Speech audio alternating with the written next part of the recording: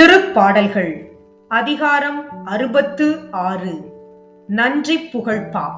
பாடகர் தலைவர்க்கு புகழ் பாடல். அனைத்துலகோரே, கடவுளை போற்றி ஆர்ப்பரியுங்கள். அவரது பெயரின் மாட்சியை புகழ்ந்து பாடுங்கள். அவரது புகழை மேன்மைப்படுத்துங்கள். கடவுளை நோக்கி, உம் செயல்கள் எவ்வளவு அஞ்சத்தக்கவை!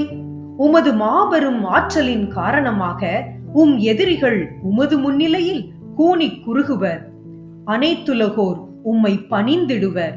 அவர்கள் உம் புகழ் பாடிடுவர், உம் பெயரை புகழ்ந்து பாடிடுவர் என்று சொல்லுங்கள். வாரீர், கடவுளின் செயல்களை பாரீர். அவர் மானிடர் இடையே ஆற்றி வரும் செயல்கள் அஞ்சுதற்கு உரியவை. கடலை உலர்ந்த தரையாக அவர் மாற்றினார். ஆற்றை அவர்கள் நடந்து கடந்தார்கள். ஆங்கே அவரில் நாம் அகமகிழ்ந்தோம். அவர் தமது வலிமையால் என்றென்றும் அரசாள்கிறார். அவர்தம் கண்கள் வேற்றினத்தாரை கவனித்து வருகின்றன. கலகம் செய்வோர் அவருக்கு எதிராய் தலை தூக்காதிருப்பாராக. மக்களினங்களே, நம் கடவுளை போற்றுங்கள். அவரை புகழ்ந்து பாடும் ஒலி கேட்கச் செய்யுங்கள். நம்மை உயிர் வாழச் செய்தவர் அவரே. அவர் நம் கால்களை இடறவிடவில்லை. கடவுளே, எங்களை ஆய்ந்து வெள்ளியை புடமிடுவது போல் புடமிட்டீர். கண்ணியில் எங்களை விழும்படி செய்தீர். பழுவான சுமைகளை எங்கள் முதுகின் மீது சுமத்தினீர். மனிதரை எங்கள் தலைகள் மீது நடந்து போகச் செய்தீர். நெருப்பிலும் தண்ணீரிலும் அகப்பட்டிருந்தோம். ஆயினும் நீர் எங்களை பாதுகாப்பான இடத்திற்கு கொண்டு வந்து சேர்த்தீர். எரி பலியுடன் உமது இல்லத்தினுள் செல்வேன்.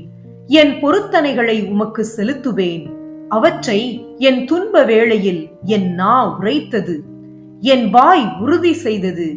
கொழுத்த கன்றுகளை செம்மறி கிடாய்களின் நறும்புகையோடு உமக்கு எரிபலியாக செலுத்துவேன். காளைகளையும் வெள்ளாட்டு கிடாய்களையும் உமக்கு பலியிடுவேன்.